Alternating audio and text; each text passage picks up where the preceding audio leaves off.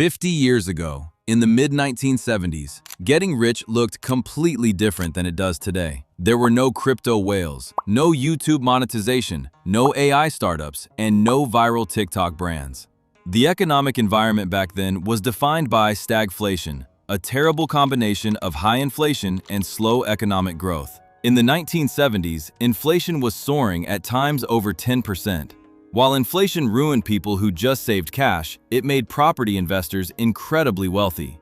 If you bought a house in 1975 with a fixed-rate mortgage, inflation worked in your favor. As the prices of everything rose, wages eventually climbed too. But your yearly mortgage payment stayed exactly the same. Essentially, inflation slowly melted the real value of your debt away while the physical value of the house skyrocketed. 2. Physical assets, the rush to gold and commodities. In 1971, the U.S. completely left the gold standard, allowing citizens to freely own and trade gold for the first time in decades. Throughout the 1970s, the stock market was mostly flat or losing money when adjusted for inflation. The smartest investors ran away from paper currency entirely.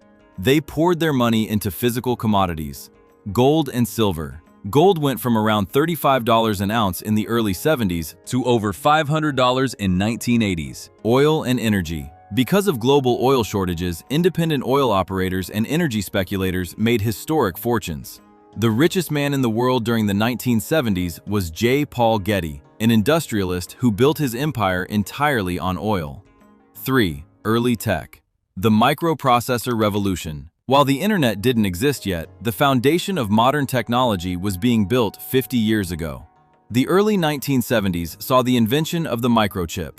The people getting filthy rich in tech back then weren't writing software apps, they were manufacturing hardware. Companies like Intel were making the physical microprocessors that would soon power the first personal computers. It was an era of electronics, hardware engineering, and physical manufacturing. 4. Traditional local monopolies. 50 years ago, business was highly regional. You didn't have to compete with Amazon or global corporations to make a fortune.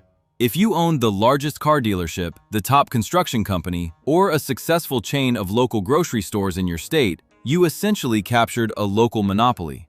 Because global logistics and internet shipping didn't exist, wealth was built by dominating your local geographic area. Number 5. The major difference between then and now. The main difference is physical versus digital. 50 years ago, you got rich by owning physical things, real estate, gold, factories, or local stores. Competition was local, and wealth was built slowly by protecting cash from inflation with hard assets. Now, you get rich by owning digital leverage, software, media assets, algorithms, and automated systems. Competition is global, and wealth is built incredibly fast by scaling products on the internet without needing a physical building.